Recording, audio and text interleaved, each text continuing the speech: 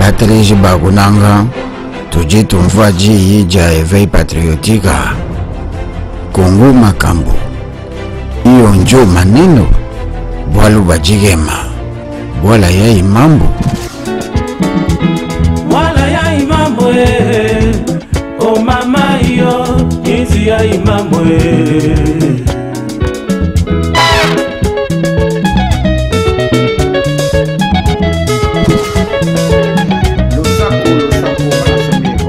chers compatriotes, mesdames, messieurs, toye na flash na biso ndenge to prometa ki bino depuis tongo toye bi que to abuser mon que la patience na bino ba contrainte ya misala ba contrainte ya ba réseaux sociaux toye mingi awa to sala moi flash rapidement ezali pe modèle to yambela ka bino na kati ya diaspora pour ezali la diaspora combattante encore awa ezali epai na bino ya ba patriote ba résistant ba combattant et pas été solo la kama solo ya mbuka.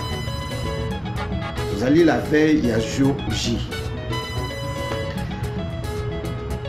Jour J ya mourir zali pena nini ko bako to linga te biso nyonso to zali sensibiliser mobiliser à cause de la jour ya lelo et pas ba mususu dans quelques heures ba cause la déjà le 8. Ah on a 4 États-Unis to zali le 7. Ande ko soko bozali ko kanga très bien bosala ngai signe pona yeba ko bozali ko ngai na bokebi bonso merci mingi masolo ya lelo toye ko solo la awa ezali ngai wabino maître General Mukasano na ndeko na biso Zoro Bilelo oyo azali biso na bino ndeko Zoro Bilelo auti kokoma awa na kati ya ngomba ya Washington epai ya oncle Sam et pas wapi toko solo na naye nangai na bino elongo merci mingi. Chers compatriotes, mesdames, messieurs, fidèles de l'émission Éveil Patriotique et pas une seconde vous avez qui me koka kozala bino to koki kobo sana kotombela bino ba meilleur vœu de bonheur, de prospérité, de longévité na bino nyonso pas vous allez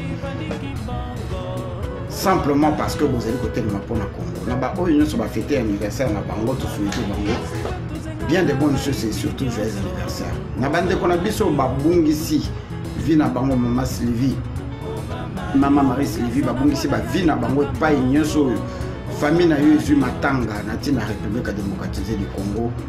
To présente kabino ba condoléances le plus attristé le plus ému. Bande ko situation ya Congo ndenge komi to ko bandela ngo lisusu na musika te to banda ko expliquer makambo to sito expliquer ba mbula na bambola mikolo. Et l'autre nini toye koloba wandenge to tient titre na biso.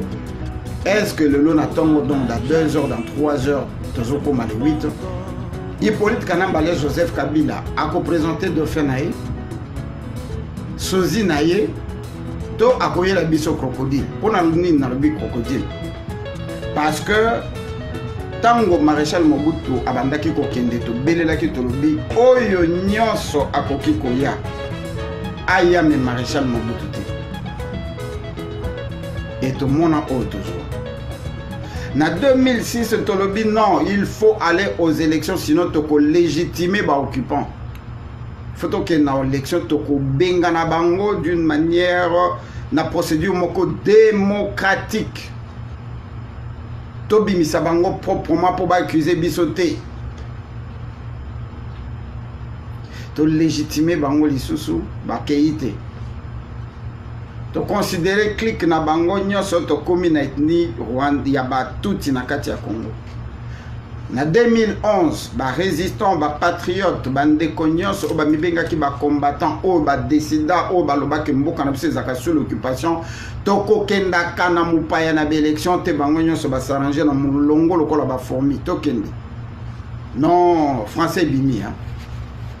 Non, ezali ndenge wana te ezali tangu ya kosa la réconciliation de James Kazongo bino ba politicien non to kende kaka na élection sima ya papa Tshisekedi wa Mulumba son âme repose en paix to koka ko bima na kati ya situation oyo parce que zali situation mo désastreuse to zali ko koka ko longwate seul moyen to ko longwa yango ko zala na nzela mapona mito d'élection to zali ba non violent to bengi article 64 ya charte de l'occupation to bengi constitution to commission de violence. C'est-à-dire que tu utilises Kango, ceux qui te ont posé nango, ceux qui tous a posé nango te commis violence, ceux qui ont commis na posé nango commis article 64 peuple fateling. Babote libiso élection. To bandi ko partagé depuis 2011 à 2016. Avant 2016 ou 2014, ma manœuvre bandit, kaka bande konabiso ba politicien, ba komaki ba combattant résistant, ba tiki ki chassa place balobaka que on se bat sur le terrain, ba komaki bango nyo sonami kilia poto, ba sangani na biso, to pesi bango maboko, to che bango maboko, to décider que biso nyoso. To telemato koma ba résistant, ba patriote, to koka kubundela mboka. Bande kotango to décider to sala yango. Bande konabiso ba politicien to sala ki confiance.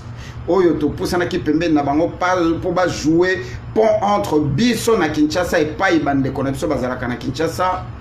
Ba kei ba politicien ba lobby et pas na biso ba non violent, nous allons au dialogue. Le 19 décembre 2016, na minuit, na 23h, Papa Tshisekedi a lobby ba peuple ba mis en charge mais biso to kei na dialogue. Hein, the briefing media channel. Balobi biso tokei na dialogue. Ba pesi mandat ya une année na Hippolyte Kanambe. Comme si cela n'était pas assez. Na 2017, moko ya ba loki ya Congo, oyo ba moko ba benga ka ba décideur. Tantine Niki akiti alobi non. Topesa ye matabisi. Ah mon Dieu. Topesa ye matabisi akoka kolamuka. Matabisi il y a une année de 2017 tina 2018 le 23. Nayango a organisé ba élection atika bana yamboka to muto ya kobima na ba élection akende ko continuer. Merci maman Rebecca Mbui. Akoka ko continuer biso toko bana masolo. Comme si cela n'était pas assez. Bande konabiso baye na ba accord ya Saint-Sylvestre. Oyo kokaki kozalata bakor ya mbandaka te bakor ya Saint-Sylvestre ba memela biso Hippolyte Kanambe asigna yango te esila te esuka na nzela bakanga yango basango bango moko baye na dossier na enveloppe balobi nous avons été remettre le rapport de notre échec à Hippolyte Kanambe oyo atindaka bango avec moto babengi Kamere. Bande kuba congolais to bossa na kanoki. Est-il le basango bakanga makaka les accords kadiko ezali critiquer jusqu'à la moelle épinière même et pas ya bango moko ba occupant auto bengi la médiocrité. Pouvez-vous comprendre cela? Et voilà. Pendant ce temps-là, na kati ya diaspora, biso to telema, biso ingi ko bana métier na kati ba combattant, ba résistant, ba patriote, na ba politicien combattant, résistant, patriote, tolobi non. Makambo yo toko ko kendango te président Kaleka Songa. Toko ki ko kende na yango lisusu boyete biso soulèvement populaire oyo ko déboulonner ba occupant et ko longola système na ba accompagnateur na bango. Ba politicien ba lobi nan to silisaki masolo te. Biso kaka élection to kolongola kaka nanzela ba élection soki nde aboyili ba élection ale tozongi na article 64 oyo koma lokola je ne veux pas utiliser des termes pour insulter nos mamans.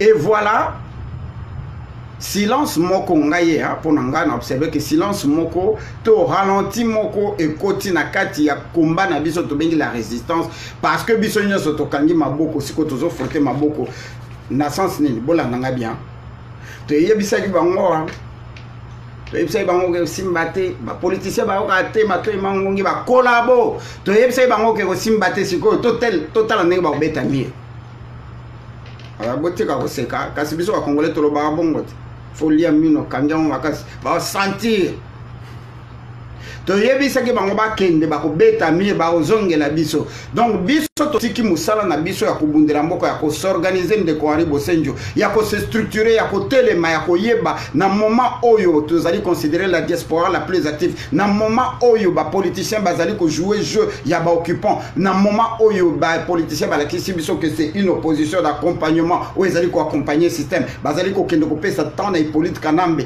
abeta kabango dada biso to telema to sala quoi to ko sala nini nini rapidement biso nyonso tobaluki tokomba chroniqueur kobanda na ye moko président na biso Ngwanda mokonzi ya résistance tokomba chroniqueur et loko combat totikala nango yango wana na boyi yango te. Moi-même je suis le premier parce que média oyo tokota na combat médiatique et permettre peuple congolais à la mukana ndenga mukete tala ero bozali bino na Europe bozo Coca-Cola la te parce que simplement parce que etanda na bino to benge veille patriotique to annoncer que to solola bozo Coca-Cola pongite. Est-ce que CNN alobaka makambo Al Jazeera alobaka makambo BBC alobaka makambo bazoloba oyo ezali profitable na intérêt na bango ba amizaka bino entre temps bazobongisa nzela na bango. Tous ce gens là qu'on appelle les politiciens et les politiciens sont des enfants bana ya ba course bazali bana ya ba course ya mindeli na lobi mwa mingi liboso na kende na musika to koka koyamba nanu ndeko na biso oyo alongwe na mikili ya poto pendant que bato babengi biso lelo na tongo banda na Kulubasi na Lubumbashi s'il vous plaît. En tout cas Dino sala faire attention to yebisaka yo kakate combat OEC baby nango bozo kosa biso Zoro Bilel azali na kin na nzela ya kin akeko poser candidature yepe bongo to kota te kasi biso beto kota bino bolobi que to koyi ko bunda sur libanda te na ba combattant na ba résistant to keka élection ngo kaka. Et voilà Kinshasa, Zoro Bilel, Azane Nabiso, Zoro Bilel, le sac pas inayo. Le sac au maestro Dino Will, le sac on a bandé cognon sur l'éveil patriotique au Bazali qu'on a Nabiso, Namokili Mobimba, na monde entier, et puis Mingi Nabaro Bazali na Ngomba Nabiso Tobenga Congo a démocratisé. Donc le sac au Mingi, Angai Abino, Angai Wabinonde, Zoro Bilel Ingeta, en direct de Washington. Ndeko Zoro Bilel, n'a eu moi, pour n'a eu coup de fil. Ya ndeko na biso moko oyo abengi na tongo ya lelo à partir ya Lubumbashi ndeko oyo abengi alobi maître Dino Zoro Bilel accueilli ko poser candidature vraiment kaka na seni oyo ya Hippolyte Kanambe kaka na seni oyo ya Azara Suruberwa kaka na seni oyo ya ba occupant autobundisi depuis tout le temps lelo Zoro Bilel accueilli ko poser candidature Zoro Bilel yo na kati ya studio ya éveil patriotique. Chers compatriotes, mesdames, messieurs, situation ezali mobulu. Situation ezali mobulu, lelo yo soki tozala ki kolata bamvuela na moi eloko ya pembe awa bolinga ki bobenga biso ba prophète. Po oyo nyonso toloba yango eza ko sala malelo. Et mutako tchana ngo tembe azalité. Nous vous avons promis que bande kona biso ba politicien ba kokende tout droit na mur. To yoki ba slogan ebimi. De kona biso bemba bimi avec le même slogan. Unité, il y a opposition. Tout ça là qui commence à que opposition, depuis dynamique de l'opposition, Tangu et Panzani, et Boti Bakor, Bakor et Boti Genval, Genval et Boti Bakor, pardon, et Bandine à Sénégal, l'île de Gorée, et Boti Front Citoyen. Front Citoyen, na Front Citoyen, Bakena Genval, Genval, Boti Bakor, Bakor, et Boti Rassemblement Auto, Zélina Yangolelo. Batouana nyoso bazali na kati ya système et bazo travailler na système. Mais bazo mema biso vers le gouffre. To yebisaka bino kezalaka eloko ya Moïse Katumbi na ba corporation.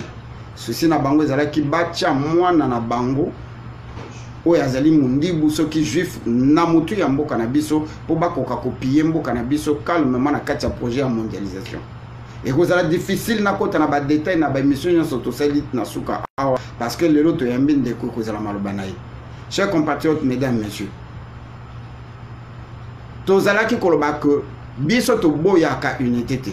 Bande kona biso ya ba opposa ba bengaka unité kaka soki diaspora et na projet et que bango ba sepeli na projet wana te ba bengi na unité, c'est-à-dire biso to kende ko se greffer na opposition d'accompagnement. Mais projet nyonso eutaka na bana mboka o ba mibengi ba combattants résistants patriotes. Ce que ba yena projet to sangana to bunda to telemisa peuple oyo azalaka sima na bino peuple wana atelema to kende na soulèvement populaire ko permettre bino kaka lelo bozali ko mibenga ba politiciens bozo la poste na bino obolukaka balingaka yango te parce que ba travaillaka to zalaki koloba yango mikolo na mikolo que rassemblement ezalaka eloko ya Moïse Katumbi. Alors nako expliquer ngo moi muki avant na pesa ndeko zéro. Ndeko Jean-Pierre Bemba bimi avec langage ya unité na kati ya unité na ye mutu moko azali kotanga ezalaki kaka Soriano tozalaki komita na soka bosana Franck Diongo lokola umeli 10 ans na prison soka bosana ndeko na biso Dominique comment ezalaka Diomi Ndongala soka bosana Moyambo soka bosana général Munene azali komoiser kaka na pembeni awa soka bosana ebele na ba oyo batondi na kati ya diaspora na tanga kaka moko pona kosepelisa bino Chakodia bazali ba opposante. Mais pour parler de l'unité, il y a opposition kaka mutu moko katumbi. Tout ça ouais sabino ke simbati. Il y a une semaine na salela kibino émission pour na sabino ke bazo ko sabiso parce que jour au bayo kana ke basala discours to moya circonstance par rapport à discours à Hippolyte Kanambi ma ko felinga ko betama parce que Fayulu a telemela matungulu na ndinga ko sakanate. Banda ba ebisa Fayulu, vous devez vous mettre vous tous derrière Félix Tshisekedi akoma ko bundela ko bosana ke yemo ko azali président ya parti mususu na ebisa kibino que c'est vrai fissure na mur à béton ezali kaka béton mais tant mususu ko saka pour ils fragiliser yango et bolandi lelo deuxième secrétaire ya UDPS Makamba lobi ndengini na moment où bozo prôner unité na moment où bozo kende na élection bolobi que élection wana il faut to gagner yango so far to komi na combien de personnes na bandundu kaka na Kwilu 4 personnes ba candidat na moko ya PPRD mais donc pendant que batozo bazo lobake ba se structurer moto na moto azali ko kende ko futa 100,000 na ye a futi 100,000 à déposer dossier accueilli a futi 100,000 à déposer dossier accueilli na suka baloba ke to futi biso nyonso tout 12,000 pour bakozala 12 soki kana po ba 40 lobi ba nyonso ba okende ko poser donc bo futi 100,000 multiplié par 40 4 millions de dollars et que au fele pour bo sangana bo pona mutu moko siko bo bebisi 4 millions pona ba ko sabisoti et le col là mukonzi ya opposition oyo babengi na kombo ya Soriano oyo ya investir bambongo ebele ezali susceptible que akoposer candidature te UDPS ezali komona poids ya Ngambe Jean-Pierre Bemba ezali ko peser na ndenga mukete awa ezali kamba ba plainte awa ezali kamba s'intéresse ezali kamba maturité dans la chose politique. Babimisi Bitumba. Bolandi vidéo alelo. Unité dans l'opposition. Maître Djounou Mtakaboli Bango. Tant que le barake bako sakabiso. Nyon soka kapo Soriano akatisité. Parce que Soriano soka katisaka. Moi population ya ngaka la kisa. Balinga ki ba sangana na population ya Sainte-Thérèse. Basa la poids contre moto moko. Ale ba propulser. Mukolo Masolo au babengi Soriano balo babiso nyonso sima Soriano ba écarter Jean-Pierre Bemba et comme les autres la bongo il faut pour diaboliser Jean-Pierre Bemba pour masoler zonge pas Soriano ignorant que Soriano égale Hippolyte Kanambe ignorant que Soriano égale Kagame ignorant que Soriano égale occupation o yazali ko se préparer na minduki na minito yo pour ndenge nini ba ko pelisa moto décembre to kokoma yango na makila il y aura pas des élections.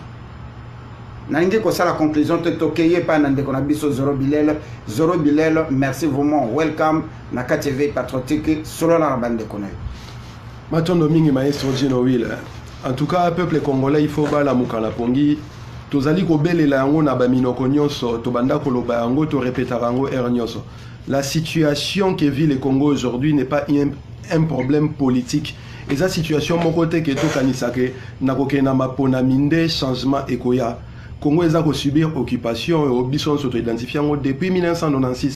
Mais Obiso bana bilaka bana boko kotoloba ça fait 6 siècles. Donc position toi le peuple congolais. Nous ne pouvons pas nous aligner derrière Mutumoko sous prétexte que des élections présidentielles en pleine occupation. Un pays qui est occupé, nous n'allons pas inventer la roue. Il faut combattre l'occupation par la résistance. Voilà pourquoi tout ça, le Conseil national et la résistance congolaise, Auto bengi saka bande konyoso ba rejoindre biso. Voilà pourquoi cette proposition est pesamaki pour na repesa batu baba. Ba mekona eza le roi ba mindu ki to pesa ki ndenge nini to déstabiliser de manière pacifique l'occupation au Congo. Mais bande kona biso ba politicien ba laxi biso ka ke bazali ba agent et impérialisme, ba agent système. Ngala lo bango a haute voix maestro. Système to bo sanate et agisaka na pouvoir na opposition. Donc to c'est le rete to kanisa ki baza ba opposition qui travaille pour le peuple. Au contraire, opposition ezali le quoi garage au babo maraba pièce de rechange pour na ko remplacer na pouvoir ce que comme défaillant. Patron na bango nyonso na pouvoir na opposition ezali to benga système et système eza chapeauté na bato benga ba impérialiste. Et ba impérialiste so botali bango bato baza ko régner na minute ba sioniste. Ce qui va nous ramener na avion au Maki Jean-Pierre Bemba tina Kinshasa. Marc John Geragos, avocat américain, avocat de célébrité. Yemo Razali, juif arménien. Mais avant wana mutu, à ça qu'il est répondu à la CPI ba libéré Jean-Pierre Bemba comme nani Herman Cohen, juif citoyen israélien, juif américain. Mais na finalité à Maramonio sotan Jean-Pierre Bemba bimi olobia ngo maestro na munoko na ya za kotanga kombo politicien moko Soriano Moïse Katumbi alobia ngo même ezaba faux débat, des débats qui sont liés à la constitution ya mboka na bango otobe obiso to benga charte ya occupation likambu ya nationalité likambu ya jus solis na jus sanguinis ezali faux débat. Donc vous remarquez que 10 ans après Boloko Jean-Pierre Bemba tangwa bimi na Boloko il a perdu la mémoire. Abosani ke tangwa bana ke ne Boloko et Soriano Moïse Katumbi azalaki ko travailler na Kabila. Yazo ke ne Boloko tangwa bimi na munoko na kaka Soriano. Qu'est-ce qui s'est passé pendant tout ce temps-là? Donc l'emprise sioniste na Congo ezali ko continuer. Ba elam no ba front citoyen, ba salisa no ba rassemblement et tout wana nyoso ka po ba memabino na objectif ya ko remplacer pièce rouillée aux en pouvoir par soi-disant opposants au baza ko victimiser batu. Baké même si koko sabatu kialinga sa passage de force à côté na Congo à travers la Zambie. Soka linga kende Congo afo asomba bien na Sabena, asomba bien na Air France azonga Congo. Azan besoin de retour à ratolo Air France na azonga Congo. Donc ça ba makambo au peuple congolais, il faut boyeba. Les problèmes au Congo aujourd'hui, c'est les problèmes de l'occupation et nous devons passer par la résistance pour déboulonner l'occupation. Il s'agit d'un système qui doit tomber. Et système en gros, tout le monde est comme un individu, mais ce système est ancré et remplacé par avatar au fur et à mesure. Batangeli bino ba Fayulu, ba Matungulu, ba Chilombo, ba Soriano, ba Katumbi, ba Mvwemba, ils sont une pléthore. Mais on les a côté opposition, côté à pouvoir faire bazali belé. Kolongola yemo Hippolyte Kanambalia skala toza ba Kinkemulu ba Tilukwebo ba Cheo Kitundu ba Lambert Mende baza ebelé. Et tout ça ces gens-là sont positionnés de manière à ce que ceux qui pouvoir commis défaillant, le système va tirer parmi l'opposition qui est le plus populaire. Le peuple, sa peuple, tout qu'il y a une élection, tout voté, tout ça, Salvador Allende, président argentin, n'a répété Ernioso. Abanda Koloba, les problèmes avec les élections, ce n'est pas les voix qu'on met dans les urnes, c'est plutôt les résultats qu'on affiche. Oh, beaucoup de temps, on a gagné. Et le problème, c'est trop. La raison pour laquelle tout ça, la CENI. Voilà. CENI est un organe, une structure, oyo ba organisa la CENI bande ko bolimbi sina joande ko maloba CENI ezali structure oyo ba sala po et remplacer ba voix ya peuple congolais. C'est-à-dire que peuple congolais a kokende ko voter, bien sûr a kokende a voter naï, mais a ko élire muto oyo a ko diriger mboka te, parce que muto a ko diriger mboka ba si ba préparer au préalable ba pesa kombo na CENI, raison pour laquelle Malo que son âme repose bien en enfer akendaka ko promulguer ba résultat na kati ya char de combat parce que azalaka na munduki na mutuke okolo ba Hippolyte Kanambolinga olingate Ngoyi Muluba pareil, il a commencé na 2000 je crois na 2002 ou 2003 tango a eu 2 millions d'euros pour akende corrompre peuple baya kozongi samandoki, parce qu'il y avait beaucoup de gens oyo ba travailler na première na deuxième république avec le maréchal Mobutu oyo ba tikalaka ba vrai commando formé ba tikalaka na manduki, il fallait que zo manduki na bango échange ya $100 $200 $20. Mais bon remarquer loko moko ba ba chaka kate tango babanda kozongi samandoki on a botala ba vidéo babanda ko enregistrer bango oyo pesi munduki ba pesi mbongo ba zui identité na on adresse na yo juste après yango rébellion et bimaki na ebite ce que zalaka M23 so to M25 na ebité rébellion o ebima ke zalaka po ba identifier batu nyonso bango ba répertoriaki o ba ka kozong samandoki qui étaient des vrais combattants résistants patriotes ba vrais congolais fallait ko exterminer bango parce que bazalaki dangereux ils pouvaient bien remettre une arme à tikale na mususu batu wana nyonso ba exterminer bango avec Zaya Surubira ou Azali fondateur, il y a RCD Goma CND, PPPD, M23, ADF Nalou, n'a plus de 23 groupes armés où le lot Bazali s'est préparé pour Babimisa Moboulou ou Yekomema Bisson la sécession. Cela ne nous dit absolument rien. Tous on ne pas dans le Konabi soit continuer ma canisinaï. Voilà, donc tout ce qui est dans les Kamouya Seni, disons, il y a des résultats qui sont affichés. Et Daniel Ortega, présent à Panama, je pense, qui nous avons perdu les élections, mais pas les pouvoirs. Et tous les problèmes se trouvent dans le pouvoir et à niveau et impérium. Donc, si nous voulons changer un système, nous devons nous assurer que l'impérium est dans Maboko Nabiso. Impérium est une colonne vertébrale à Bokonzi. Il y a ordre établi dans Mboka. Ordre établi, on a armée. Qu'est-ce qui compose les armées de la République à démocratiser du Congo aujourd'hui? Officier ba dirige kamba opération na mboka la majorité so botali ba nationalité na bango bomo na mingi za ba inyenzi ba kafar ya Front Patriotique Rwandais to ya Museveni bazawana. Donc voilà pourquoi posture il y a résistance est comme une obligation patriotique à tout celui qui prétend être congolais. Donc ba politiciens wana o bazaro betano masolo ya ba élection, ils viennent pour entretenir, encourager, faire prolonger le système de l'abrutissement et assujettissement du peuple congolais. Voilà pourquoi biso tozali côté les melayango. Et puis azali ko kamisa biso lelo tozako mona bandeko o babandeko babaza ba résistants, ba combattants qui sont tombés au miroir aux alouettes aussi facilement. Jean-Pierre Bemba qui est resté 10 ans en prison, avant d'aller à la prison, il a dit à haute voix j'ai accepté l'inacceptable. Abimi 10 ans après, vous tous vous alignez à ce Jean-Pierre Bemba sous prétexte qu'il a changé Makamwaza Mobali.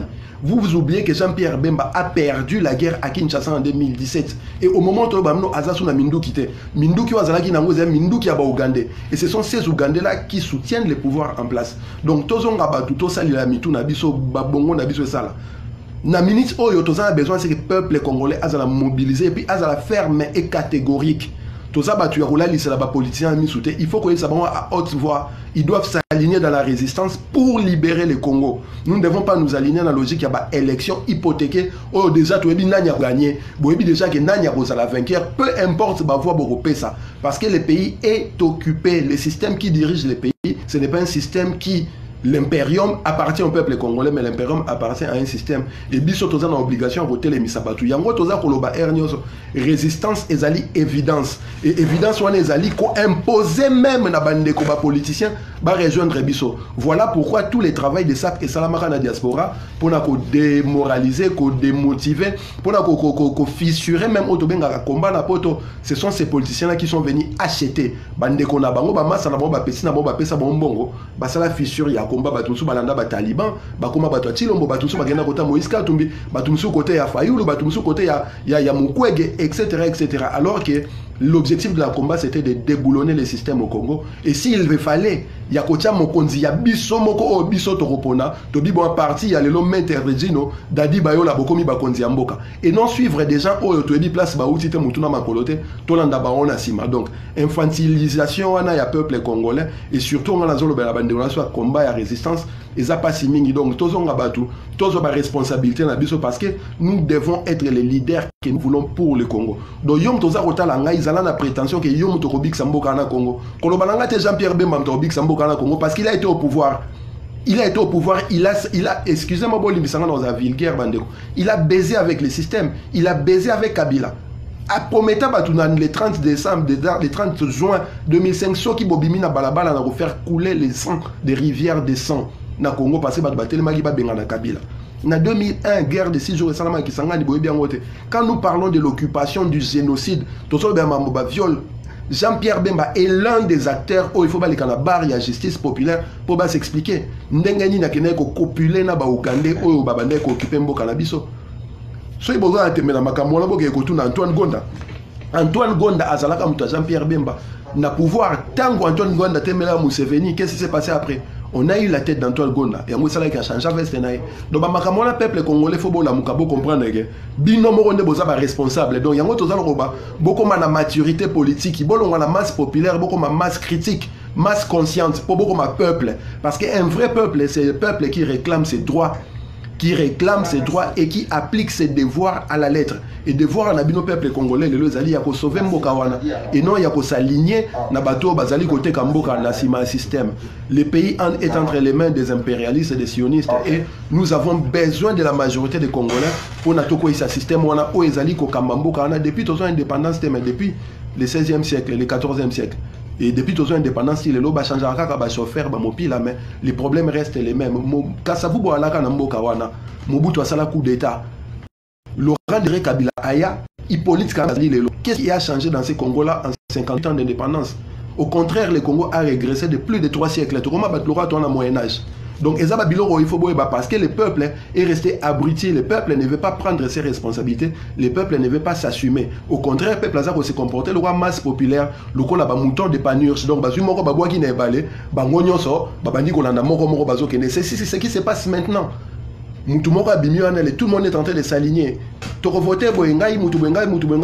final, le pays est dans l'ornière et ne va pas sortir de l'ornière. Donc, tout est le peuple congolais. Maestro.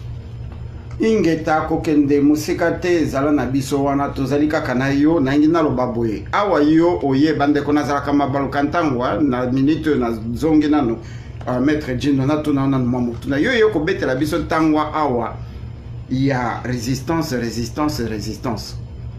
Bemba atika kibino na 4e gradin ya ba escalier o tozali ko mata poto kende koluka ndenge ni tokosiko na mboka ezali peut-être natia yango mukuse na ba gradin 10 atiki biso na 4e gradin akuti biso na 6e gradin. Bemba mutapekisaki biso to s'organiser to se structurer to kende ko kolongola Hippolyte Kanambe.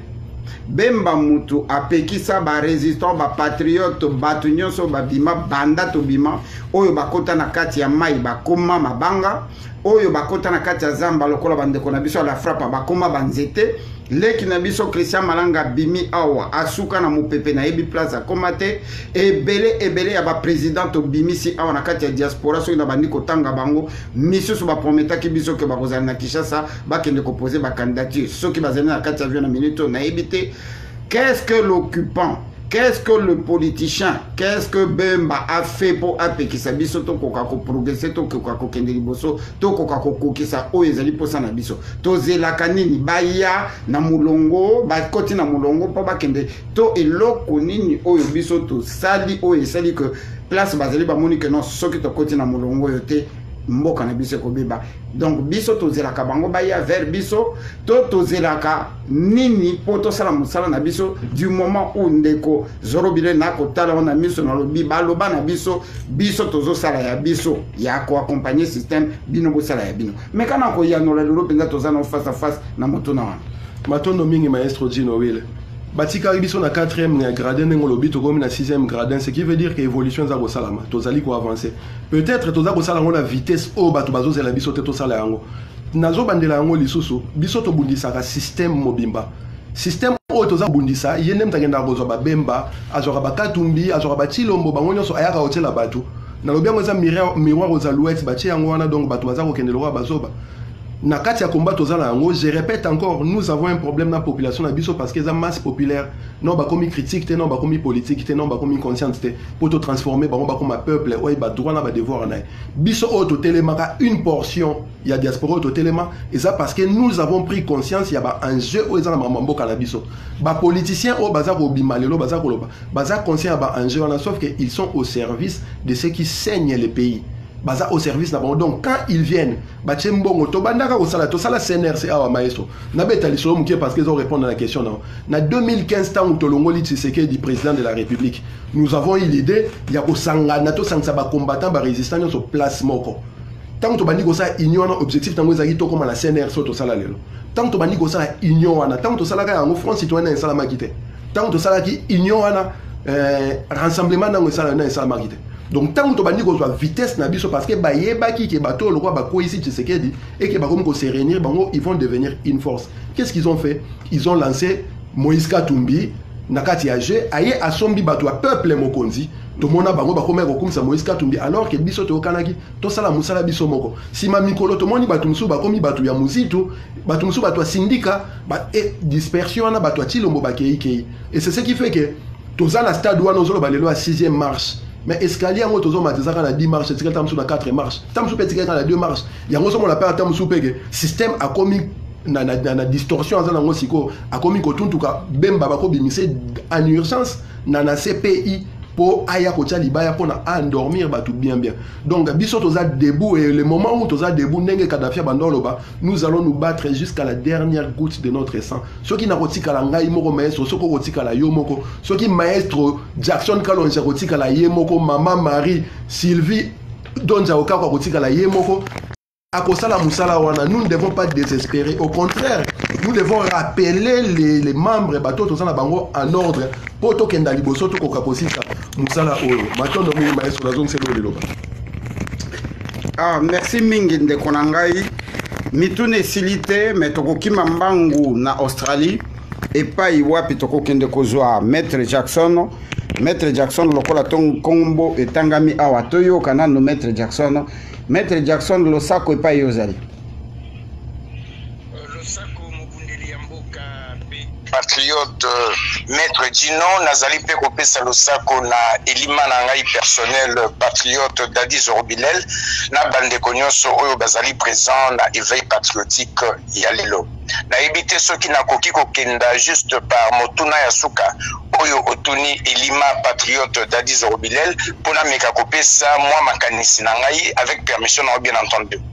Maître Jackson, le esengo ezali akoyoka yo ozala na biso tozio à l'improviste lokola ozalaka toujours prêt pour la révolution pour la République ya démocratisée du Congo yo na général Bamwela na Aribo Senjo pe na bandeko nyonso Luc Nzazu tozali na yo malobeye pe na yo répondre pe mituna misusu ekoya na simapo bino ba combattant ba résistant bino ba patriote na ba promesse na bino na ba slogan toyoki yango pe mingi yango kaka ezali ko sala que bato wana bazali ko continuer ko zala pona nini biso bato to créer la kabango ba slogan biso bato to yela kabango makanisi soki ba kei na Congo ba exploiter yango biso to komi biloko pamba to tikali kaka bla bla bla malobeye pe na. Merci beaucoup Mobundeli Yamboka patriote Maître Dino na kobanda liboso na ko préciser que biso ba patriote tozalaka na ba slogan te. Ba slogan ezalaka niveau ya ba parti politique oyo ezali ko justifier présence na yango te dans un régime d'occupation oyo ezali ko konza République démocratisée lelo République démocratisée du Congo lelo tango tolobaka la patrie ou la mort nazwinda kisa ezali slogan te ezali forme ya combat c'est-à-dire ezali sens ya engagement na biso na bitumba oyo sens ya engagement oyo to pénétrer pe tozali ko exprimer yango na maloba la patrie ou la mort tango tozali koloba la patrie ou la mort ezali slogan te c'est-à-dire tondimi liwa tant que toko demeurer en vie toko poursuivre bitumba la biso ce eloko ekoki kopekisa biso to bunda bitumba la biso ezali kakaliwa.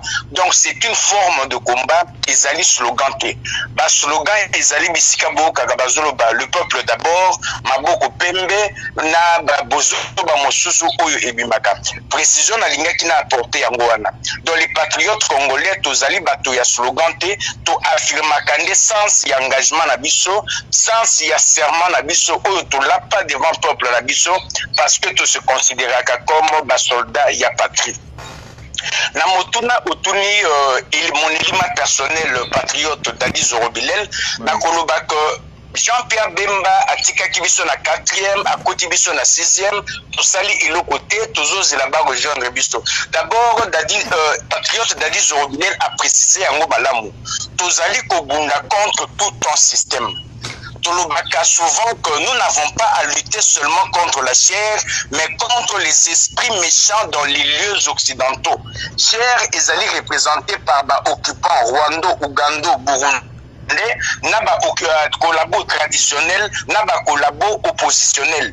Esprit méchant dans les lieux occidentaux ezali ba impérialiste oyo baleisaka bikolo na bango en soumettant la République à démocratiser du Congo bango nde bazali main invisible oyo ezali kopusa bavulungisi oyo bazali na classe politique ba continuer koumba peuple congolais nde sens esengeli to comprendre bitumba wana to éviter que les patriotes ont échoué to tozali ko avancer te to uti mosika pe tozali kokenda donc bitumba na biso ezali contre ba occidentaux yango tango tolobaka pour cueillir un régime de noix de palme qui est la cible on commence par couper les rameaux qui lui servent de protection tozali ko procéder par étapes rameau ya liboso oyo esengeli tokata ezali classe politique traditionnelle constituée na ba collabo traditionnel na ba collabo oppositionnel pour atteindre occupation. Tango toko atteindre occupation en ce moment-là toko kiko affirmer souveraineté na biso face ya ba impérialiste, face ya ba occidentaux, face ya ba réseaux mafieux internationaux oyo ejura kaka par anéantissement ya combat na biso. Donc les patriotes congolais tozali dans le bon. Précision mosusu esengeli ezala apporté wana. Ce n'est pas tout le monde qui se retrouve dans la diaspora ou azali ko bele la Kabila dégage, oyo azali ko sala ba marche, oyo azali ko leka na ba média, oyo azali ko komana ba statut na Facebook, oyo azali ko leka na ba radio internet, nde azali patriote congolais. Le patriotisme c'est un sens de combat. Ezali attachement na mabele na biso, ezali bitumba tozali ko bunda pour la bonsomi parce que mingi okotu na bango. Pourquoi Kabila dégage? Ils ne te répondront pas. Mosusu okotu na bango pour na nini senge mboka na biso sengeli ezala libéré bakoyanola yote. Mais un vrai patriote lokola oyo ezali na ye na plateau na Dadi Zorobilel okoki ko tuna ye même en passant à décrire yo sens ya combat oyo.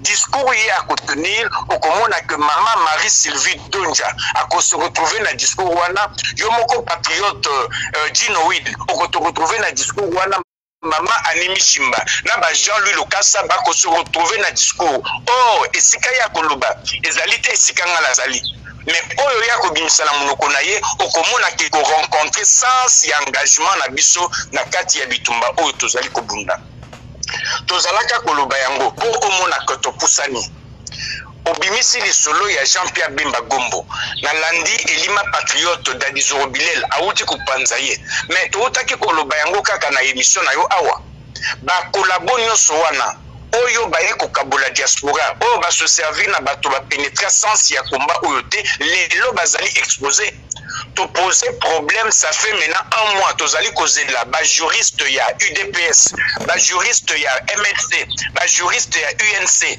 ba juriste ya SID ba juriste ya alias Joseph Kabila babima baya koloba que patriote Dadi Zorobilel Ngai Jackson Kalonji Maître Dino Mama Animi Shimba irréductible patriote Lambert Goyina ba patriote Jean-Louis Lokassa Henri Bosenzo tozali koloba makambo ezali na nzela te tolobi na bango nous mettre na po na bango pour te considérer sikoyo par impossible que alias Joseph Kabila n'est président de la République na bango to mitien esika na bango tolobi par impossible to ndima que a exercer 2 mandats patriote Dadi Zorobilel atuna motuna wana patriote général major atuna motuna wana bayebisa na peuple congolais élection bazali ko se déclarer candidat pe mosusu bazali ko lata bilamba ya kunda ibembe baga oyo bakundelaka nango bato bazali ko lata yango bakotambola na Kinshasa bakoloba maboko pembe sans expérience aucune bazali ko kende stage bazolingo kende stage na présidence de la République omboka bakambaka yango na amateurisme te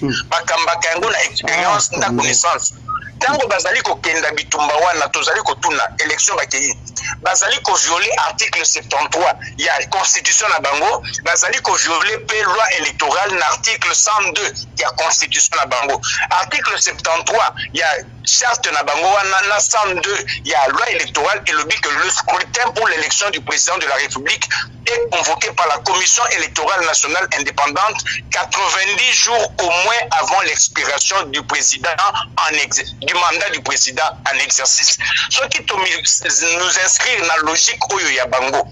Oyo ba considérer que alias Joseph Kabila azali président de la République. C'est pour dire que son mandat légalement a pris fin le 19 décembre 2016 à minuit. Et si nous devons respecter la charte de l'occupation, article 73 et le but est scruté pour l'élection du président de la République et Sengela qui est à la convoquer 90 jours au moins avant fin à mandat wana. Quand on dit 90 jours au moins, ça dit 90 jours ou plus. C'est-à-dire le 19 septembre 2016. Scrutin va se déclarer candidat. Nabato oyo bazali kokumisa bango bayebisa biso bazali kokende dans un scrutin convoqué 730 jours après l'expiration du mandat du président en exercice. Ba patriote congolais bazali wana, peuple congolais azali kolanda éveil patriotique. Bayebisa biso babuki mibeko to bazali ko s'inscrire na loi ya mibeko. Nde place to kweyi na makambo oyo ilima patriote d'Alizorobile lazali koloba bato wana bazali ba marionnettes. Bato bazali ko benda singa na sima ya rido ezali communauté internationale ezali kotinda bango babuka mibeko oyo ba imposa na peuple congolais pe bazali ko bimana miso ya bato bazali ko défier peuple congolais pe ko lakisa ke mibeko ezali kaka po babeta congolais fimbu kasi bango moko bazali kotosa te nde esika na zongi lisusu na oyo elima patriote d'Alizorobile lazali koloba lelo banuage likolo et s'éclaircir banuage oyo ezalaki kobomba biloko ebele oyo ebombani na likolo ya Congo ezali komona na lelo. Maître Jackson. Jean-Pierre Bemba, nazali ko conclure wana Jean-Pierre Bemba. Naza na poso conclure te motu na kokima na mbango te. Na yebi kozoke ne musala mais motu neza. Na conclure ma pakanisi oyo kagalikanisi kaka oyo. Likanisi oyo mbona tikela yo patriote dino. We nazali koloba lelo na minute oyo komba s'engager ba compétir na scrutin moko oyo ezali ko violer constitution na bango article 73 na loi électorale 102 bazali ko kubima ba complice ya violation intentionnelle ya constitution ya mboka par alias Joseph Kabila na ba collabo traditionnel. Conséquence ezali nini article 64 alinéa 1 et commis ko s'appliquer na alias Joseph Kabila ba collabo traditionnel na ba collabo oppositionnel oyo ba s'afficher comme candidat na oyo ba tendaki centre interdiocésain bango elongo na alias Joseph Kabila bazali ko estengeli to pour chasser bango jusque dans leur dernier retranchement parce que va prendre pouvoir par la force na centre interdiocésain pe bazali ko continuer ko Kumba alias Joseph Kabila akamba kambuka na kubukaka mibeko ya mboka ndeltina tozali koloba ke komba oyo ezali kopusa na ndenge d'Alizorobile la lobby tant que nous serons debout les longai Jackson soki na trahi elingi koloba teke komba ikufi mama Marie Sylvie Donja akotikala ya kotelema akobunda soki lobby ya trahi d'Alizorobile akotikala atelemisa komba oyo tokoki ko résumer yango sur des individus et surtout ne perdons pas de vue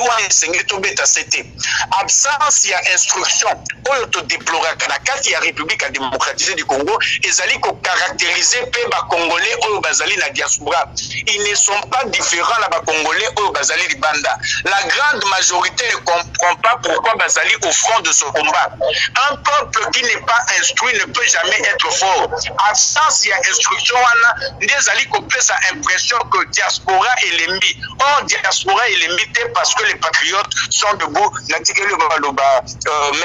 Maître Dinoil. Otikelinga malobate, merci mingozong selinga maloba. Maître Jackson, mekanon ko yanora na motuna oyo yuti paya na net Capita Rose na Kinshasa. Atuni biso alobi totu na Maître Jackson. Et pas na biso na mandundu balobaka ke ntaba oyo epasola kambonda basala kambonda mosusu kaka na poso na ye moko.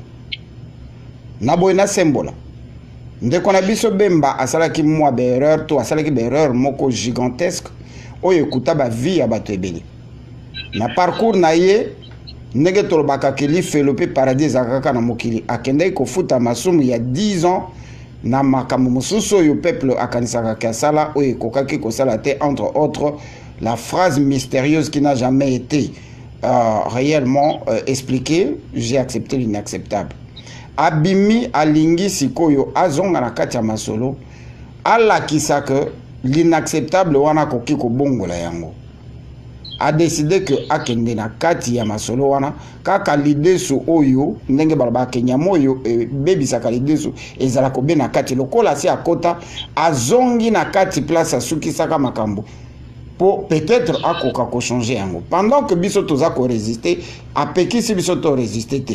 Mais rien n'empêche que ndenge akei wana soki lokola za mwana mboka azui motu ya mboka tango mosusu nde tokomona azara surubera akangi bisaka akei bato bazali na minembwe bakangi bifunda na bango mpe bakei bongo siko place yango totika kaka epai na Hippolyte Kanambe na classe na ye bongo mwana mboka alingi azonga wana tobanda lisusu kodiabolize ye sans que toyeba mpenza makanisi na ye bongo pendant ce temps là eloko nini mpenza biso tokosala po classe wana mobimba na oyo tozoconsidere na oyo tozoconsidere te ekweya. Merci beaucoup Maître Dino na kobanda liboso ya mbotene ya la ndeko na biso Nenete o azali na Congo na pesi mbote azala kaka ya kotelema découragement et la taïté parce que dans tout combat de libération il y a ceux qui se déclarent et ceux qui se font. Ceux qui se déclarent ils ont ondé le bamakanakati ya ba média na ko rappeler que la veille à la Révolution française pendant que les gens pensaient que jamais un peuple ils se sont servis des médias et zalaki ba pamphlet pour ba disposer peuple na bango na combat ils allaient des démarches ba patriotes congolais tozali kosala et en nous battant aujourd'hui tozali ko bakaka te biso nde sengeli to siko la mboka tokoki ko arriver pe to koyi na front ya combat oyo baza na sima ba ko telema ba ko poursuivre combat soki to tie idée que Ngai Jackson et sengeli lobina comme président de la République kaka donc nazali wana directement nazali komi classé na nstela oyo ekoki komema ngai na compromission pona kozonga na likambo ya Jean-Pierre Bemba akei na Sénat wana soki tolobi tozonga na empire na bango ya charte ya occupation ezali Sénat illégitime. Jean-Pierre Bemba kei kuna andimi ko siège en tant que sénateur soki mibeko ya mboka bazali kotosa te bokoki ko attendre na moto wana eloko parce que même patriote Jean Goubala loba ke mokili etambolaka na mibeko. Malheureusement, chez nous au Congo, on roule en bas. Et le bas Papa Wemba. Jean-Pierre Bemba azali candidat à l'élection, azali ko violer article 73, il y a constitution, entre guillemets, l'article 102, il y a loi électorale. L'article 1, na uti koloba ke lobi ke scrutin pour l'élection du président de la République et Sengeli ezala convoqué 90 jours avant fin un mandat à Alliance Joseph Kabila. Au cas où il aurait un mandat, la logique na bango. Mais comment Jean-Pierre Bemba qui voudrait sauver ce pays, Azali Koloba a koki kokinda ko se présenter candidat à un scrutin convoqué 730 jours après fin un mandat à Alliance Joseph Kabila. Donc il n'y a aucun sérieux na démarche ya batouana tant que bako respecter loi na bangote oyo ba imposa peuple congolais comme Mobeko Likonzi. Jean-Pierre Bemba Gombo, ce que le bito zonga na histoire. Mais Jean-Pierre Bemba était le ministre, le vice-président de l'ECOFIN, économie et finances. Pendant période il y a 1+4, il n'était pas le ministre de la Défense. Nakotuna na mama nanet, nini ezwaki Jean-Pierre Bemba, amelaki Lungwila, amelaki Zododo. Potango Kondo Etienne Tshisekedi alobi au 30 juin 2005, tout s'arrête. Il est ministre, vice-président ya économie. Aleka alobaka kobeta biso masasi. Mais bato alobaka beta masasi biso yeyo. Parce que naza moko ya bato basangola kite. Moto ya bongo oyo armée ezalaki na compétence na yete alobi akolata nzakomba akozala na front liboso ya mampinga po abeta bana ya Congo masasi moto ya bongo bakoki ko accorder crédit ata mokete nazongeli ba point na oti kotanga azali na Sénat illégitime azali candidat na élection azali convoqué 730 jours après fin ya mandat ya président na bango alias Joseph Kabila alors que Mobeko na bango likonzi lobi que élection sengeli za la convoqué 90 jours avant fin ya mandat ya alias Joseph Kabila likambo ya misato article 70 alinéa 2 et lobby qu'à la fin de son mandat, le président en exercice reste en fonction jusqu'à l'installation du nouveau président élu. Et Lima Dadi Zorobilel a panza article wana pona koloba que interprétation nango ezali ko senga ba confronter yango na article 73 ou ezali ko traiter de la même manière. Alias Joseph Kabila ne pouvait rester jusqu'à l'installation du nouveau président élu qu'au cas où il y aurait eu élection 90 jours avant l'expiration de son mandat. Et comme il n'y a jamais eu élection 90 jours avec expiration à mandat, alias Joseph Kabila se retrouve dans la position d'un occupant putschiste qui doit être chassé par la violence insurrectionnelle. Donc, démarche à Jean-Pierre Bemba, Tokoki ko couvrir Yangote, tant que va violer bango munyoso Félix Tshilombo na UDPS na Mobimba alias Moïse Katumbi Vital Kamerhe Martin Fayulu batonyoso oyo va se déclarer candidat pe bazali ko reconnaître pouvoir na alias Joseph Kabila a organisé ba élection batoana bazali ba émis à peuple article 64 alinéa 1 et sengeli to appliqué yango. Nous sommes en train d'œuvrer, nous sommes en train de travailler là-dessus. D'ailleurs que tango ya Noé tango ba annonça kimbula bato mingi bakanisa ki ezalaki maseki tango ba patriote lelo tozali ko tonga tozali ko préparer peuple congolais na combat mingi bazali ko kanisa ki tozali ko lota mais tango oya bakozala bazali ko organiser l'élection bakozala bazali ko bina mais bakozala basutuki c'est-à-dire tozali ko lobaki ko sutuka bakosutuka mingi bakozwa tata ya ko rejoindre ba ambassade ya ba pays étrangers te na Congo pour bakende ko luka babatela bango c'est-à-dire nous sommes au front de ce combat patriote Dadi Zorobilel o bozali na ina itandoike azali komoni sa ilongi na minute oro. Ne me dites pas que c'est un fou qui va exposer sa vie comme ça parce que nous luttons contre des mafieux internationaux israéliens, australiens, américains, français, belges, britanniques, sud-africains, canadiens, allemands qui peuvent nous éliminer à tout moment. Tozali ko flirter au quotidien avec la mort. Ne pensez pas que Tozali ko flirter au quotidien avec la mort pour raconter de la bonne aventure. Tozali réellement engagé au front. Démarche bango bazali ko sala pour soumettre le peuple congolais. Bayeba que biso pe Tozali ko sala démarche to meka ko solola na ba anti-impérialiste. Bon natina nini natina to reconquérir mboka na biso. Jean-Pierre Bemba, c'est un monsieur indigne oyo tokoki ko accorder crédité toto espérer likambo mosusu. Patriote Dadi Zorobilel la oti koloba nini. Motonyoso asengeli a se considérer leader yende akosiko la mboka. Ngai esika nazali awa. Nazali koloba que ngai na kosiko la mboka. Patriote Dadi Zorobilel la lobaka yango. Irréductible patriote Lombengo. Mama Animi Simba. Mama Botefa Boko. Mama Marie Sylvie. Jean-Louis Lokassa, Motonyoso et Sikazali à se considérer comme soldat et patrie. Et Zali Likambo ya leader providentiel tant et la Kisibiso que Batonyoso wana, c'est des valets des Occidentaux. Na Soukisi Bangoga na article 73, na article 102 ya loi électorale. Ils sont en train d'aller collégialement consacrer la violation qui est devenue chronique. Il y a certes et occupation à Bango, peuple Azela et l'autre, discours auto Zali Koloba. Tokomi kokoma na temps oyo bato bakondima yango na uti kolanda kulutu Honoré Ngbanda na uti kolanda kulutu Honoré Ngbanda a uti koloba azali ko se préparer pour gérer déception ya peuple congolais. J'ai aimé ce discours là. J'ai aimé ce discours-là. Bisonio Sotozali Kotala, Tozali Kokendala, peuple congolais, pour te gérer déception parce que ce peuple-là sera déçu. Sera déçu d'une manière incroyable. C'est en ce moment-là que frappe contre tous ces ennemis de la patrie et cause de l'administrer. Oui. Bino bokozonga na mai na 7e colonne ngana kozonga te. Na lobibwe. Bongo ndeko Bemba lokola azali koya.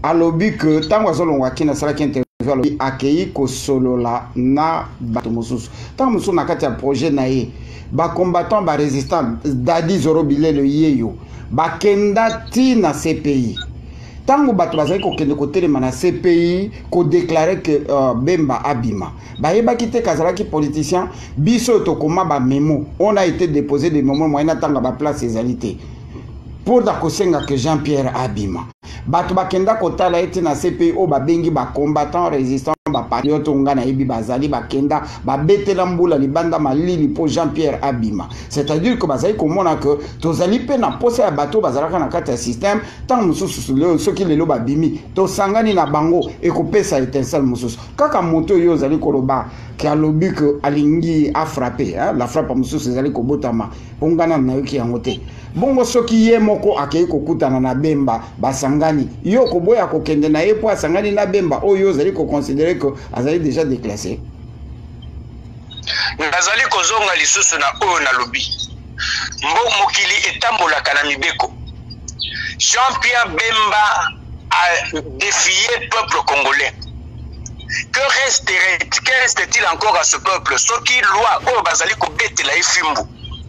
Jean-Pierre Bemba, Félix Tshilombo na bavulungisi mosusu babimi balobi ke bazali ko viole yango bazali ko kenda maponami. Maître Dino nazali ko senga bandeko bazali kolanda basosola ngai basosola oyo bazali koloba na vandi na article 73 ya charte ya occupation article 102 ya loi électorale bato oyo bazali kokenda na élection ezali kovioler mobeko na bango bokozela batosa mobeko mosusu mokolo nini bato oyo bazali koloba que alias Joseph Kabila esengeli a respecter constitution à se présenter comme troisième à se présenter comme candidat na élection inconstitutionnelle oyo ezali koya pourquoi bakoki ko résumer constitution ya mboka kaka na nombre de mandat place bato wana bazali mabe makasi yango wana olobi que tangi ndiga kulutu Honoré Nganda Zamboko Atumba nazali moto ya après côté nazali moto ya parekote nazali moto ya CNRCT nazali ngandiste tendenge balobaka mais nazali kobeta sikoyo précision Jean-Pierre Bemba a favorisé bitumba na Équateur na Kisangani bandeko bakofi combien bakofi soki tolobi to comptabiliser ba mort oyo eya na soi-disant rébellion ya Uganda oyo Jean-Pierre Bemba azalaki chargé ya kolatisa yango elongi ya Congo na baba oyo bakufa à l'époque ya Honoré Nganda nani akoki kozala crédible.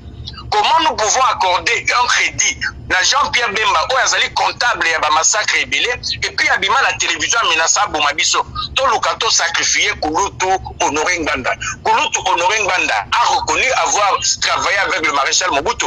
Aboya yangote asenga bolimbisi estika akoki kolimbisa. Mais discours azali ko tenir ezali discours ya solo parce que discours wana est demeuré constant et si on doit observer la classe politique congolaise ce qui te le but tout ça et la classe politique congolaise il garde la constance dans le discours. C'est-à-dire il n'appartient pas à aimer Moutou. Et puis, Azali Kolobazali na Seamaï.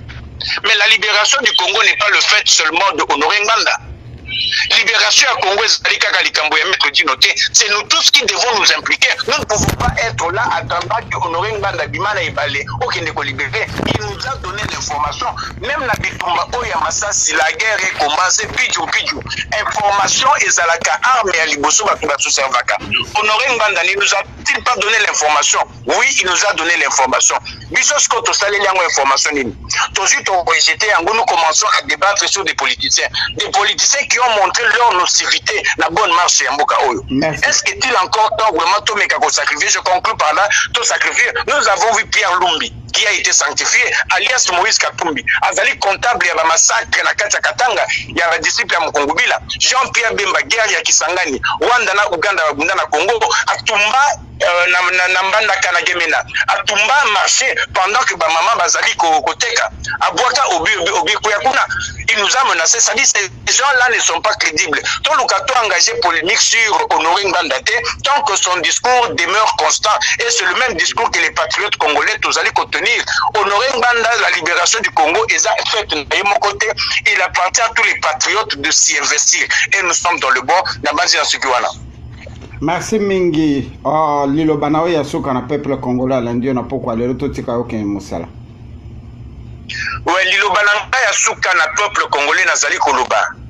Na préciser lisusu, je ne suis pas de la Pareco. Je ne suis pas Motoya Honoré Nganda. Honoré Nganda c'est un compatriote congolais. Oyo azali koloba makambo tozali koyoka. Na ba oyo toyebaka bandakala. Moto a gardé constance. Oyo basala politique na Congo est allié. Le discours qu'il est en train de tenir, c'est le discours que nous sommes en train de tenir. Qu'on l'aime ou qu'on ne l'aime pas, Batoye Bako reconnaître mérite ya moto. Et puis, ce que moto azali koya koloba que non, Abimana Seamai, Banda Kota la Seamai, qui n'a pas pénétré le sens de ce combat. Na kozonga na maloba ya Nzambe, maloba ya Yesu, ata ba mosusu bandimaka Yesu te, Yesu alobaka que ce n'est pas tout celui qui dit mon père, qui héritera du royaume des cieux, mais c'est celui qui fait la volonté de mon père. Donc c'est pour dire, ce n'est pas celui qui dit que je suis résistant, je suis combattant, je suis patriote, qui est réellement engagé dans ce combat, qui a pénétré le sens de l'engagement dans ce combat, mais celui qui respecte la nature du combat de libération. Owana des patriotes, la victoire est au bout de notre détermination. Tant que l'ennemi babomi bisote koboma bango, la patrie ou la mort, nous vaincrons. Merci beaucoup, Maître Tino. Inge tamana somi ekolo Congo, merci mingi penza olobia wezali ya motuya ngana zalaki kokotuna mituna oyo bandeko ba mituna ka. Ne me prenez pas au mot. namoni bandeko bazokoma comme quoi nga nazali te bandeko boyebaka nazalaka mopanzi sango nazalaka combattant résistant pe patriote soki nalati bolimbisi ntango nalataka sokoto na frappaka yango face à face ndeko ngwanda azali patriote na respectaka ye makasi d'ailleurs tozali kozela ye na éveil patriotique asalaka mosala oyo ngai nasalaka asalaka mosala koleka ngai nasalaka mosala oyo ezali kokomplete misala oyo biso nyonso tosalaka ndenge nalobaki ntaba oyo atobolaka mbunda basalelaka nzoto na ye mbunda mosusu ndeko ngwanda alakisi mpenza ke ye azali déterminé ya koutilize mobimba na ye mpona korepare baerreur oyo toakuzaka deuxième république nazali na yango conscient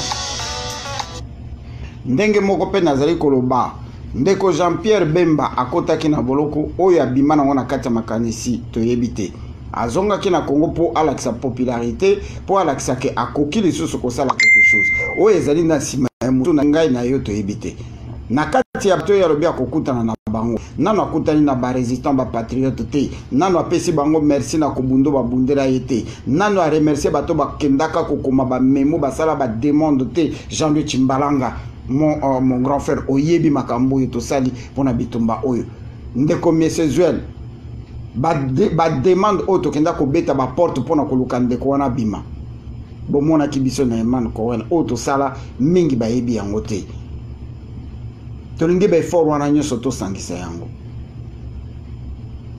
na ye awa kosalela bango publicité te nazali tout à fait d'accord avec Maître Jackson ti yango tobengaki ye mais bokonfondaka maloba na nga te naza mpona tuna mituna oyo bato bamitunaka e nakotunaka yango kaka ata yezu soka ya nakobambola ye question poani alobaki on ne donne pas la bouffe réservée aux humains aux chiens nakotunaka ye awa biso ezalaka ndenge wana ndungu zitende Sarajevo kijwa merci mingi tozonga epai na dadi liboso tokende kosukisa mayangani na biso ya pokwa lelo nangi nalobaka dadi Zoro Bilele tolandi biso nyonso tu na ingomba ya Kinshasa epai wapi tolinga te tokolobela yango réunion oyo tokosalama na kinga kati epai wapi Hippolyte Kanambala Joseph Kabila mpona baoyo bayebi te na kati ya réunion abimisi kombo ya Zoe Kabila soki bolingi ye te Jeannette Kabila soki boboyi bango nga moko na kozonga voilà maloba oyo Hippolyte Kanambe awuti ko prononcer na kinga kati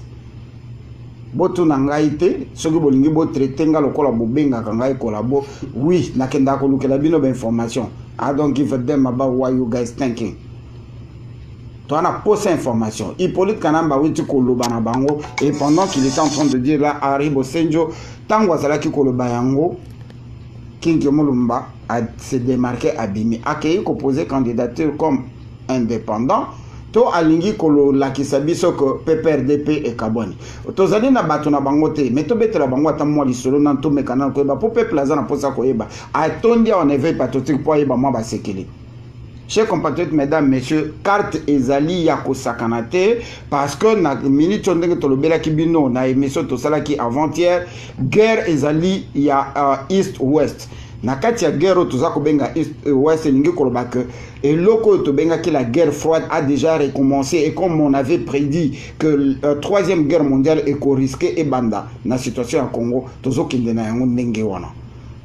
Merci pour la patience nabino anamoni mama komi raison mobulute eza raison mobulute yo kanti makambo bozolo ba bango bazo sepela nango mama Marie Sylvie bazo sepela nango te liboso tozonga epai na Zoro Bilele ndenge na bande ko babande ko bolimbi ici tozwaki moi en traste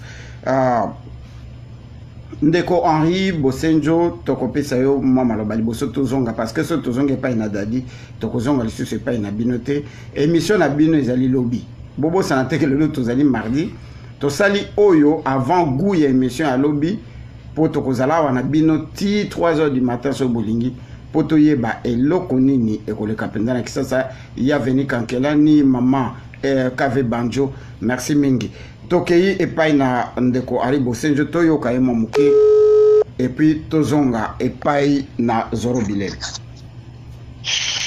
Ouais, losako ya ngai bandeko nyonso oyo basali kolanda na ngonga oyo pe losako na yo Maître Dino et puis losako na elima na biso Zoro Bilele eloko ekamwisi nga nde makambo olobaki ekokisami parce que olobako ozala na kini nayebaki te komema na maître Dino bokende ko présenter candidature na bino esalinga fome sengo toseka mwa mokie mais maître Dino mpona koloba par rapport ya makambo ya Jean-Pierre Bemba na makambo ezoleka na mboka eloko ngai nalingaki naloba biso bakongole eloko na biso ezalaka makasi eba na biso toye kolobela Jean-Pierre Bemba te to marqué kaka en passant soko tali titre to rebeli Jean-Pierre Bemba te to mituni na minute to linga te to lokolobela oyo koleka lobi pona biso ba combattant ba résistant ba patriote voilà na mulongo ya kozela to yeba qu'est-ce qui va se passer ndenge tozalaka na 2006 ndenge tozalaki na 2011 na minute oyo to tie parenthèse komba na biso poto tala qu'est-ce qui va se passer yango nde penza to lobeli oyo nyonso wana to palper côté ezalika ko toucher po bazali ba politiciens mais biso na biso ezali oyo kosala malobi ekomema biso wapi e biso ba résistant ba voilà tozali kokende wapi voilà soki na bandaki introduction na ngai pona makambo ya Jean-Pierre Bemba ezalaki parce que nalingai na tirer attention na bandeko na biso bayeba ke na tan nyonso oyo mindele ou bien banguna ya mboka na biso balingaka ba préserver ba intérêt na bango balukaka toujours ba grand poisson oyo batiaka devant pona bato wana ba utiliser bango ba grand poisson wana ezalaka toujours ba congolais oyo bazali na masse na sima na bango soki tobosani te si je me rappelle parce que j'ai oublié les noms eza na moko ya baloki ya Congo na mikolo euteki koleka asololaki na Kanambe ayebisaki eke nga nazaka na besoin bopesa ngai dauphin soko pesi ngai dauphin tokosala voies et moyens dauphin wana a passer parce que bango voix na bango ezali balingi nde tokende na élection parce que ceux qui soulèvement populaire et salami bako perdre contrôle ya Congo dès que ba perdre contrôle ya Congo eloko ekosala manata wana bakokoka ko maîtriser yango te yango oza komona bato yo baza ko pousser bango bakende kaka na ba élection mais ba élection wana que ça soit bandeko na biso ba congolais yo baza ko prétendre que bango bako gagner élection wana kaka ndenge yo lobaka ndeko Dino même ata batie mbwa ya Kanambe batie ye wana contre soi-disant opposition nyonso wana ya occupation mutu akotikala ko gagner élection wana azalité alors yango moni ngai na sepeli mingi na défense ya maître Jackson alobi makambo moko ya bwanya makasi makambo oyo biso ba congolais il faut to chango na mutu to yeba ke lelo biso ndenge toza ko solola bo il faut to bandaka komi loba biso moko kati na biso ke moi je peux faire quelque chose pour les Congo moi je peux être quelqu'un pour les Congo papa ngwanda uti koloba ke ye azali ko se prêter pona a mekako allô ko s'apprêter oui azali ko s'apprêter pardon azali ko s'apprêter pona a meka quoi dirais-je na bosani même terme employé gérer déception ya ba congolais voilà à gérer ba douleur ya ba congolais oyo ba souffrir banda ba anenioso oyo donc tangu papa ngwanda lobi bongo ya zali moko ya ba papa oyo azali kopesa biso mate ya toye baba nani basa banguna na biso alors biso pe bana oyo tozali koyoka mate ya wana et en plus tozali kobunda pona mboka biso pe fort to s'apprêter pona to bunda lisusu na mboka mais to s'apprêter na sens que biso nyonso to lobrake on peut faire quelque chose comme président Obama alobaki na ba américain weekend yes weekend donc biso nyonso to kokipe ko sala loko yango kaka lilobo na lingaki na bakisa mwa mokie to bunga te na makambo nyonso eza koleka sikoyo to sala très éveillé merci beaucoup yanga ndeko merci mingi vraiment merci mingi ndeko Zoro Bilele tozonge pa na yo poto kokanga mayanga ni yelo to compatriote boko souffrir moi moke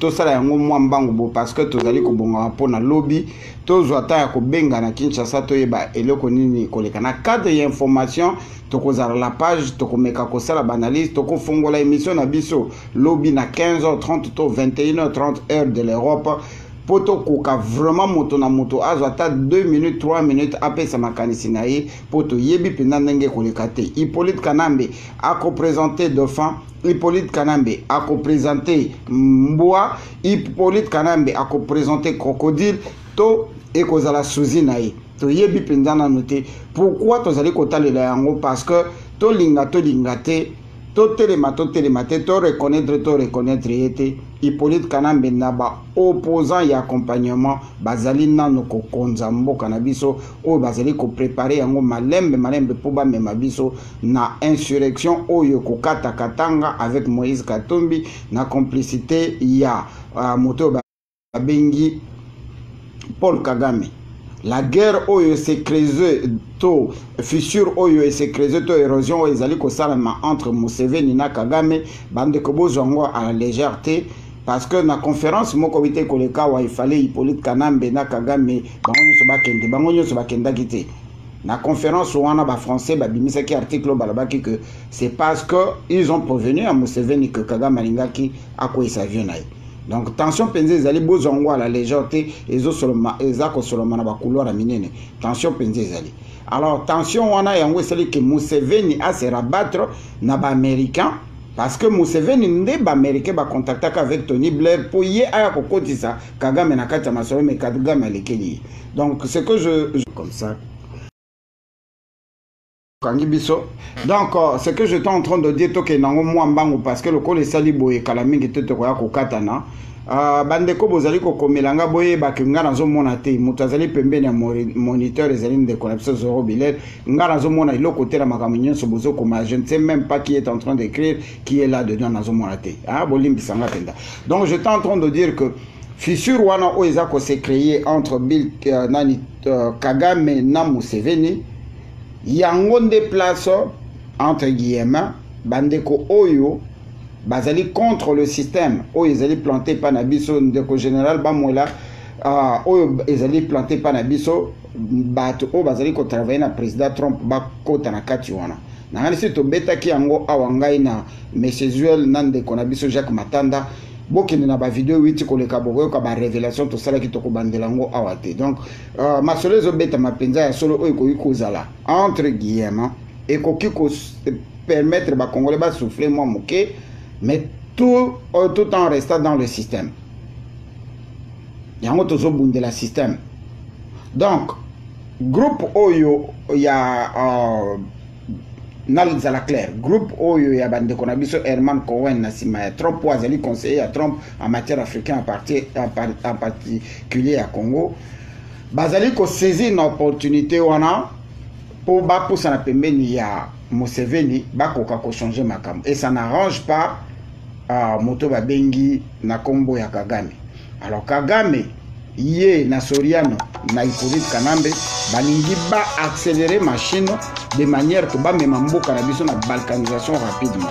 Yango moni coup de théâtre to bandi ko bango le to makambo to ba coup de théâtre za ko mona lokola Soriano asa tombaka UDPS oyo ko contrôler masse ya bato bo bimate ville morte bo vamba pendant que bango ba ko sala misala na bango yango ba de théâtre nyonso to zali ko mona katumbi kota te ezali ko pousser bango ba créer tension wana emema na révolte populaire. Ce qui révolte populaire ne salami Kagame na rébellion o ezali ko salama na Rwanda bomoni Kagame azolo belangote parce que azali ko sala semblant ya ko ignorango parce que rébellion wana likolo nango moko ezali na East ya Congo likolo nango mususu ezali na epa Kuruziza na Burundi.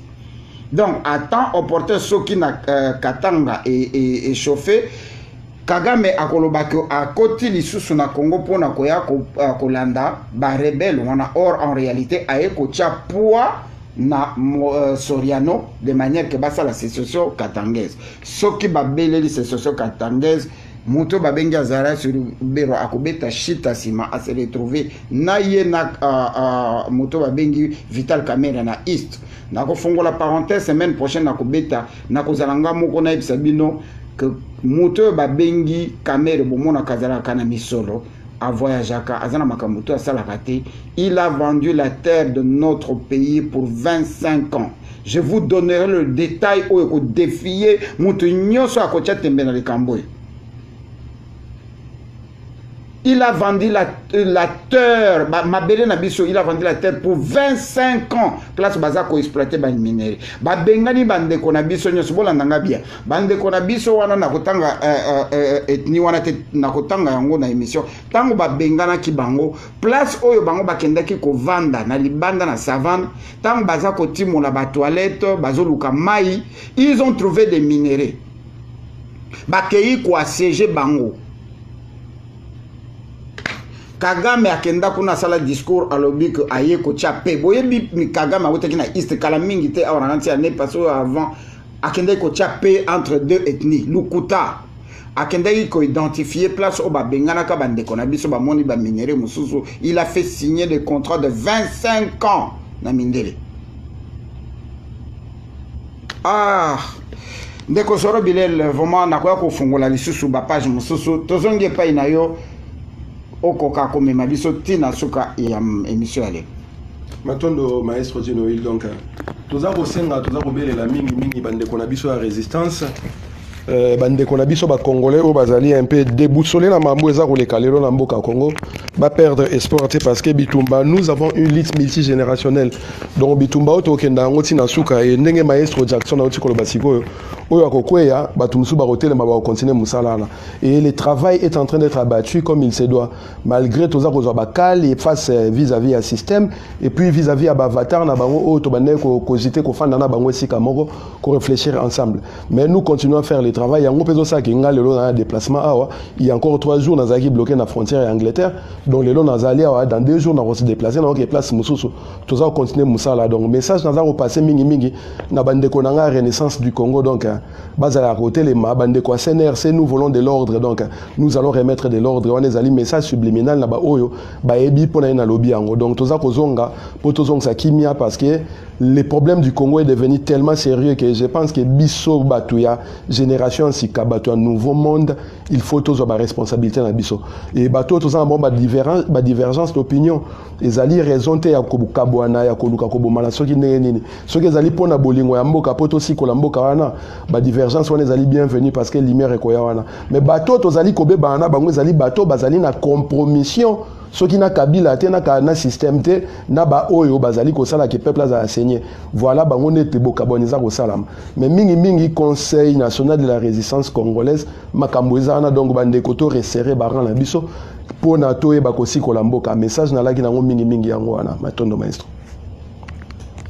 Merci mingi Bolimbisi.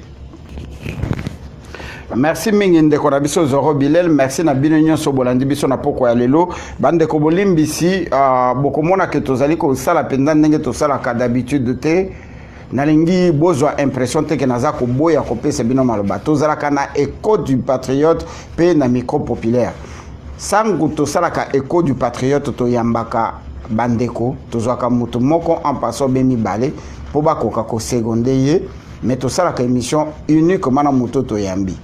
Donc oyo nyonso bazwi maloba te bolimbisa biso oyo ezali etanda na bino ndeko Daniel Bokoni vraiment merci mingi ya kotika biso to solo na papa la fois passée c'était très émouvant parce que papa azali bibliothèque mobimba na kosolola to solola ki na eto mona ki ke to yeba ebele merci mingi bosala ka bopo ya kokanisa éveil patriotique moi na pesa bino maloba ezali te parce que lobi to kozala na micro populaire pa moto nyonso akozwa maloba ndenge to salaka 3 heures, 4 heures du temps, on s'en fout complètement.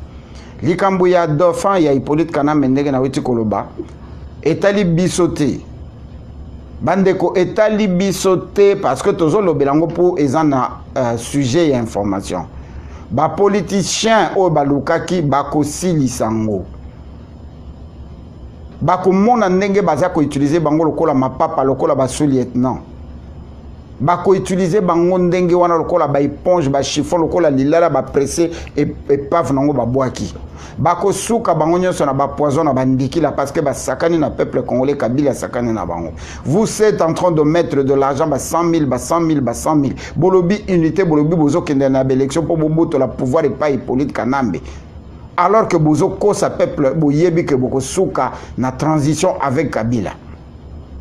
et transition wana yango nde ko salama parce que l'élection tozo kende na yango soki e ko salama par la pression ya soi-disant communauté internationale o balingi ko tia mutu na bango po ba légitimer na sima élection biso toyebi yango te. Mais Hippolyte Kanambe n'a pas dit son dernier mot akokende nulle part. Alors biso ki bondimi leki na ye ya mwasi te tata mwasi na été bondima zoe soki bondimi zoe te akozala wana nanko boyebi kakoma koloba lingala boto na bato bazali na kinga kati po rappeler bango abibo bandaki yango bokoshisha yango. Voilà biso tokoya ko beta masolo toko sala banalise parce que otozo sala lelo tozo kokoma histoire ya République démocratisée du Congo. Heureusement les paroles ne s'envolent plus, les paroles restent.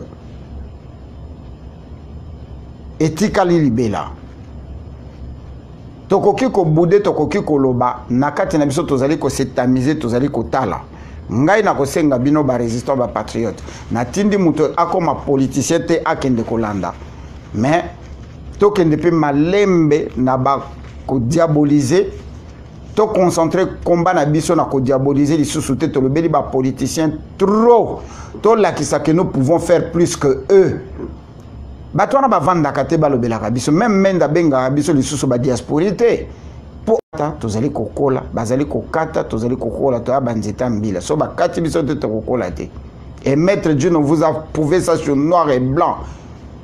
Boko finga lisusu nini boko loba lisusu nini po nzete yebanaka na mbuma na yango biso toza kobundela nde Congo. Sinon on serait pas ici parce que toza na ba relation toza pe na ba famille baza na bango na kati ya système wana. Mais ce que to ndima ko sala o toza ko sala c'est parce que nous nous sommes sacrifiés na makila. Merci. Alors bande ko bomoni ndenge tozo kende boto ko ka ko silisa awa kimé ko ka ko zelipa na bino. Merci mingi, merci vraiment na bino nyonso na fidélité na bino ba émission na biso bande ko boka bolaka yango oyo nano ba se enregistrer te ba se enregistrer ba se connecter na Facebook na biso ezali éveil patriotique tozali pe ko fongola YouTube pardon YouTube na biso ezali éveil patriotique tozali pe ko fongola YouTube mususu ya sika ekozala USA Congo éveil USA Congo éveil ezali parti ya éveil patriotique tozali na radio na version YouTube ya vidéo au boromona na se radio pezali obetika numéro de téléphone net tozali ka ko benga mbala moko okotsa na radio komola na radio donc tozali yango pona bandeko bazana Kinshasa soka zana une unité akobenga numéro de téléphone net linga solo na moto ekotse mbala moko na radio donc tozo sala makasi tokosenga na ndeko na biso Lambert Ngoy asali la biso ligne o ezali que moto soka zali na WhatsApp abeti numéro wana ya WhatsApp ekoti sembala moko na radio akomolanda radio pona bandeko bazali na kini baza na facilité ya kolanda émission mobimba même il y a 4 heures du temps sans frais na sima ya WhatsApp. Donc tozali ko improve mutu nyonso azali na maele ya technologie ayebi loko ni tokosala poto matisa degré ya émission na biso azali welcome. Merci mingi ya koloba ezali ta ya koloba nyonso ezali te kimie koka kozele pa na bino tokuta na lobby epai wapi tokosolola na oyo ezali koleka na République démocratisée na occupation oyo evandi na sima ya soi-disant élection kimia ezali pa na bino. Merci mingi na Zoro Bilelo, merci mingi na Zoro Bilelo oyo asali déplacement bandeko apo azala na biso Zoro Bilelo loksako epai na yo. Merci vraiment ingeta ya kozala na biso. Merci na maître Jackson, merci na ndeko Aribo Senjo, merci na Bamwela Bujito oyo a préparé la biso émission oyo ye mokazi malobate. Merci na bino nyonso ba mama nyonso oyo ya éveil patriotique. Merci na soutien na bino pe na présence na bino nde tokutani na bino lobby tokutani na bino vendredi tokutani na bino dimanche na émission na biso. Est-ce que l'église peut nous tirer de ce bourbier où nous allons vivre dans le Congo? Ingeta, I love you. La lutte continue.